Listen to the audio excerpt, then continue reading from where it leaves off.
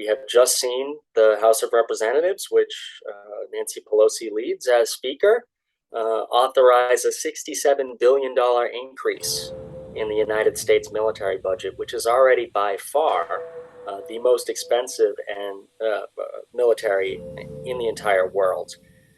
And each one of those dollars is a dollar that you can't spend fighting climate change or putting towards healthcare or building good infrastructure here in the United States or investing in our education system.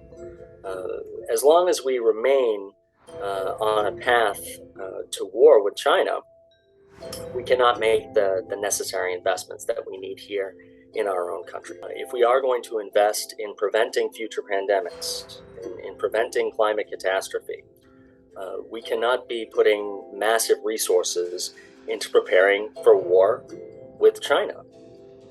This is a self-fulfilling prophecy. If we endlessly prepare and put hundreds of billions, trillions of dollars, in fact, over the course of years, into preparing for a war with China, that only makes that war more likely.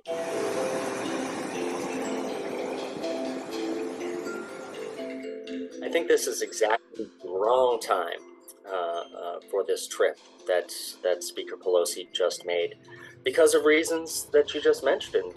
The war in Ukraine right now, the threat of a new Cold War that could have consequences for generations in the future. I think the last thing that we need is more conflict in the Pacific, when right now we're dealing with the fallout from another diplomatic failure that led to the war in Ukraine. This is the absolute last thing that we need. I think, unfortunately, we're already seeing some of the consequences. There's been now an announcement by the Chinese government that participation on important measures, what I consider to be the most dangerous and shared enemies between the United States and China, those being things like the threat of climate catastrophe, transnational crime, the threat of global pandemics that we have all seen the massive consequences of. That participation between the United States and China as a result of this trip is going to be lessened, if not cut entirely. We need to go in the exact opposite direction. These are things that threaten both China and the United States.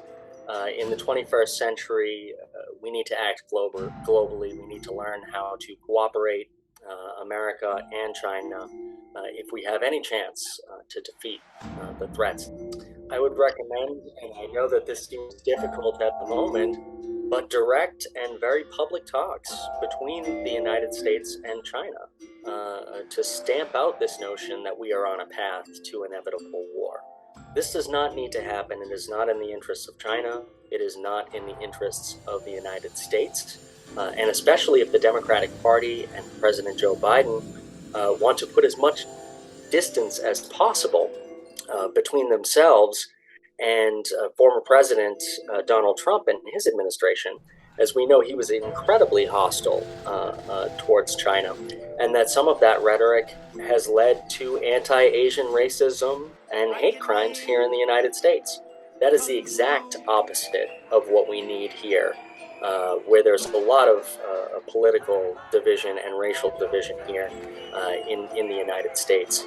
So I think if the Democratic Party, if President Joe Biden want to differentiate themselves from Donald Trump, they should do it on this issue.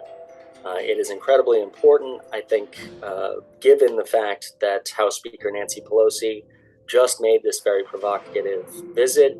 The ball is in the court of the Biden administration, and they should reach out directly to their counterparts in China and set up talks, because negotiations and peace talks are what prevent war.